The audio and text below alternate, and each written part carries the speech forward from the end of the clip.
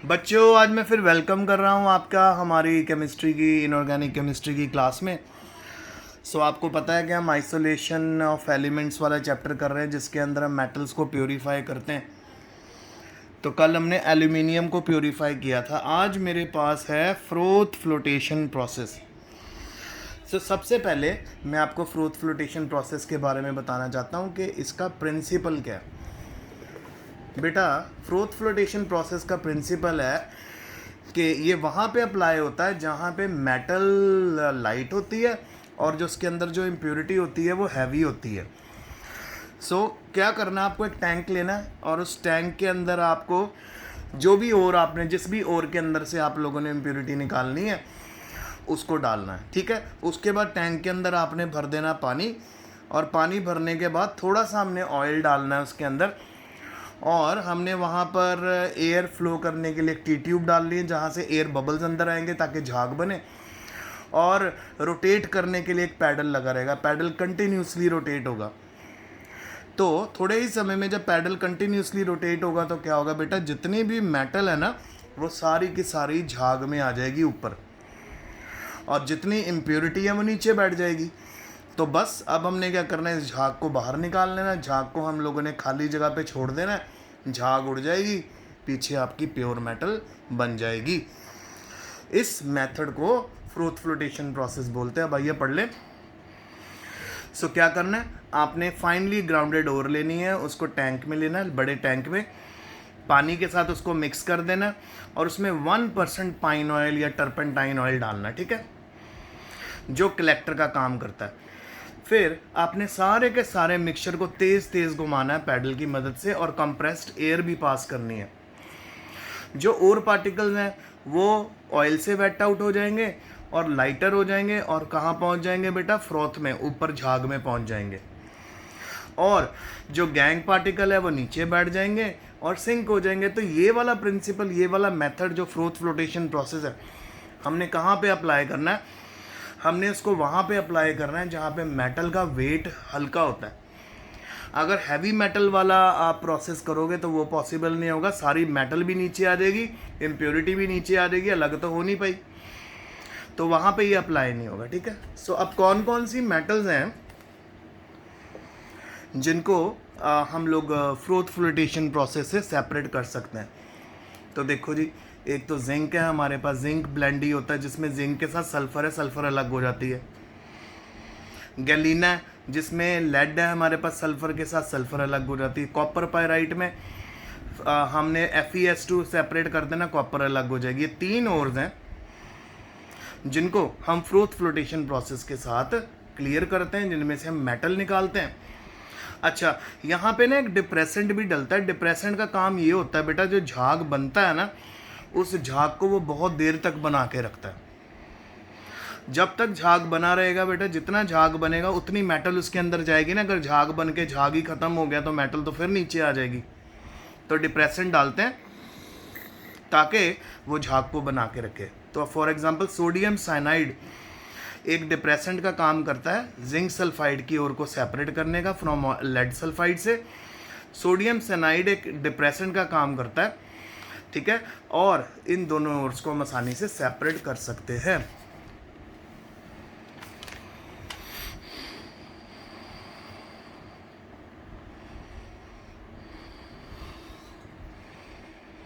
एक तरह से आप कह सकते हो कि डिप्रेसेंट क्या करता है, कुछ पर्टिकुलर पार्टिकल्स को जो वेस्ट है उसको फ्रोथ में जाने से रोक देता है। ओके, अब हमारे पास अगला क्वेश्चन आपके लिए आ रहा है कि आप गैलीना और को सल्फराइट एंड आयरन पायराइट से कैसे अलग करोगे फ्रोथ फ्लोटेशन प्रोसेस की मदद से। देखो जी, गैलीना को सेपरेट करना अगर आपने मिक्सचर से, तो आप क्या करोगे, यहाँ सोडियम साइनाइड को यूज़ करोगे। तो सोडियम साइनाइड ने क्या करना है बेटा, सल्फराइट और आयरन पायराइट को अपने साथ अंदर रखना है, और सिर्फ लेड ऊपर आ जाएगी। ठीक है, क्या होगा, जो लेड सल्फाइड के पार्टिकल हैं वो झाग में चले जाएंगे, बाकी जिंक सल्फाइड के और आयरन सल्फाइड के पार्टिकल झाग में नहीं जा पाएंगे क्योंकि सोडियम साइनाइड उनको अपने साथ पकड़ के रखता है। और फाइनली हम इसके अंदर से लेड को निकाल लेते हैं।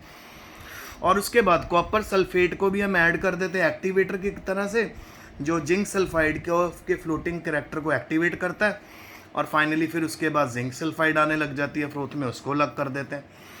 और फाइनली एंड में आयरन सल्फाइड आती है, फिर उसको अलग कर देते हैं। तो मेन हमने इस मेथड में क्या किया, अलग अलग रिएजेंट्स की मदद से हमने पहले जिंक को लेकर आए हम पहले झाग में, दूसरे नंबर पे हम लेकर आए जी आयरन को, तीसरे नंबर पे हम थर्ड को बाहर निकालते। तो पहले लेड निकलेगी, फिर जिंक निकलेगी, फिर आयरन निकलेगी।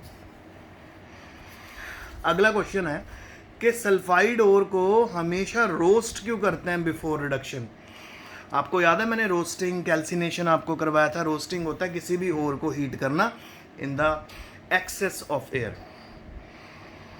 अगर तो बहुत एक्सेस ऑफ एयर में किसी भी ओर को हीट कर रहे हो वो आपकी है रोस्टिंग, और अगर उसको एब्सेंस ऑफ एयर में हीट कर रहे हो वो है calcination.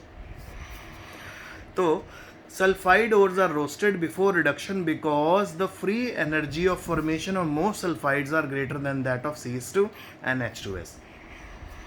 Therefore, neither carbon nor hydrogen is suitable reducing agent for metal sulfides. Moreover, it is also advantageous thermodynamically to roast a sulfide ore to oxide ore. So roasting हम इसलिए करते हैं ताकि सल्फाइड ओर से हमारे पास ऑक्साइड ओर मिल जाए, और oxide ओर को आसानी से जब हम ऑक्साइड को निकाल देंगे पीछे प्योर मेटल बचेगी। अब बेटा ये बोर्ड में आने वाला बहुत इंपॉर्टेंट क्वेश्चन है, फ्लो चार्ट जो मैं आज आपको करवा रहा हूँ। आखिरी क्वेश्चन है आज हमारा। आपको एक फ्लो शीट डायग्राम बनाना है जिसमें मेटलर्जिकल ऑपरेशंस को दिखाया गया। तो देखो ये सबसे पहले आपको ओर मिलती है। अब ओर को कंसंट्रेशन कैसे करते हैं, उसके अंदर से इम्प्योरिटीज़ को रिमूव कर देते हैं और सिर्फ मेटल बचती है। सो पार्शली कंसनट्रेटेड ओर बनती है। फिर उसकी दोबारा हम उसके अंदर से और ओर निकाल देते हैं तो कंसनट्रेटेड ओर बनती है। फिर हमारा शुरू होता है रिफाइनिंग, जिसमें रोस्टिंग अप्लाई होती है, कैल्सिनेशन अप्लाई होती है, ठीक है, स्मेल्टिंग अप्लाई होती है, और फिर हमें मिलती है इम्प्योर मेटल। और फाइनली इम्प्योर मेटल के अंदर से जब हम वेस्ट सारा बाहर निकाल देते हैं फिर मेटल मिलती है। मेटल इतनी आसानी से नहीं नेचर में मिलती, तो कितने प्रोसेस से होके गुजरी, 1 2 3 4। पहले हमें नेचर से ओर मिलेगी, ओर में से हमने ओर के अंदर मेटल का अमाउंट बढ़ाना, फिर और कंसंट्रेट करना, फिर इम्प्योर मेटल। फिर हम अलग अलग मेथड लगाएंगे प्योर करने के लिए, इलेक्ट्रो रिफाइनिंग, जोन रिफाइनिंग और अदर मेथड जैसे आपको वैन आर्कल मेथड और मॉन्ड प्रोसेस मैंने करवाया। सो बेटा ये आज का लेक्चर है, इसके सारे क्वेश्चन आंसर्स भी मैं आपको भेज रहा हूँ, फोटोज़ भी भेज रहा हूँ साथ में। तो इसको बहुत अच्छे से समझना, बहुत अच्छे से याद करना। तो बच्चों ने रिक्वेस्ट की थी कि मैं डाउनलोड करके ना भेजूँ, सीधा आपको यूट्यूब लिंक भेज रहा हूँ क्योंकि वहाँ पे क्वालिटी मेंटेन रहती है। तो वहाँ से आप इसको देख लेना, काम रेगुलर उतारना, क्योंकि अभी अगले महीने इस पूरा महीना भी हम नहीं मिलने वाले क्योंकि गवर्नमेंट ने अभी भी स्कूल और कॉलेजेस नहीं खोलने।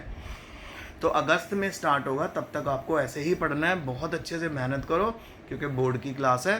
Stay home, stay safe, best of luck.